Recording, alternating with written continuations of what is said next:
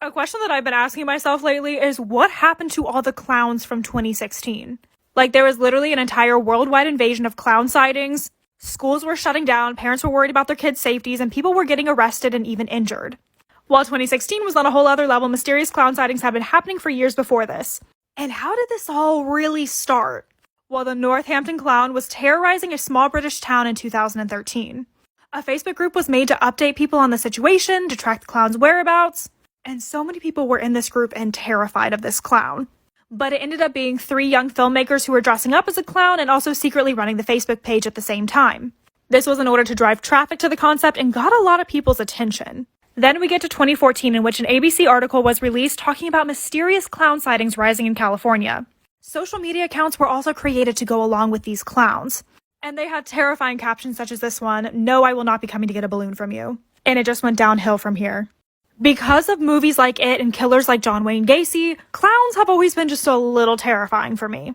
Well, in 2016, they took over so much that a man by the name of Eric Schilling posted an interactive map of clown sightings across America. And there was at least one single sighting or attack in every single state in the US. As this was starting to grow, a young kid ended up getting arrested for dressing up as a clown and chasing people, and he claimed that he was participating in a hoax he saw online. So what exactly perpetuated this? Probably the pranks. Pranking videos were massive on YouTube during this time.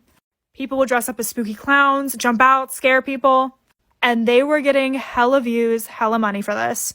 So this being on the rise on social media helped spread it from a few incidences to a case of nationwide hysteria and panic. If we go to Greenville, they started to lure children into the woods with money or candy. And a lot of the town was terrified because they would hear banging on their doors at night and even chains. There's clowns out in the woods and they're trying to get us to come out there. Some had chains, some had knives, and some were holding money saying, "Come here, we've got candy for you." This was a quote from a 9-year-old boy in South Carolina. In Green Bay, Wisconsin, there was 5 pictures of creepy clowns roaming around a vacant parking lot under a bridge. In Rankin County, Mississippi, one clown sighting apparently caused a car wreck. In Dunwoody, Georgia, 2 people called the police saying that they saw clowns near their home carrying machetes. In Winston-Salem, North Carolina, a child reported seeing a clown trying to lure kids into the woods with candy. The media was having to calm down the community and assure people that they were stopping it. But all it did was increase the number of copycat clowns. In Concord, California, police were searching for a man who attempted to abduct a 1-year-old in a clown costume. And on October 4th in Sterling Heights, Michigan, a 7-year-old boy was attacked by a man dressed as a clown and he slid a knife down his arm. On the same night, 3 men dressed as clowns approached a woman with baseball bats. On October 5th in Detroit, Michigan, a man wearing a black hoodie and a clown mask robbed a Walgreens. This gets worse. Shockingly, during the 2016 clown invasion, not all of the danger was on the public. In Reading, Pennsylvania, a 16-year-old boy was stabbed to death while wearing a clown costume. And originally, the media was perpetuating that he was the attacker. The craziness grew, and college students actually started to patrol and do clown hunting. Students would live tweet the experience, and it broke news headlines. Literally, look how many people are out here hunting for a clown.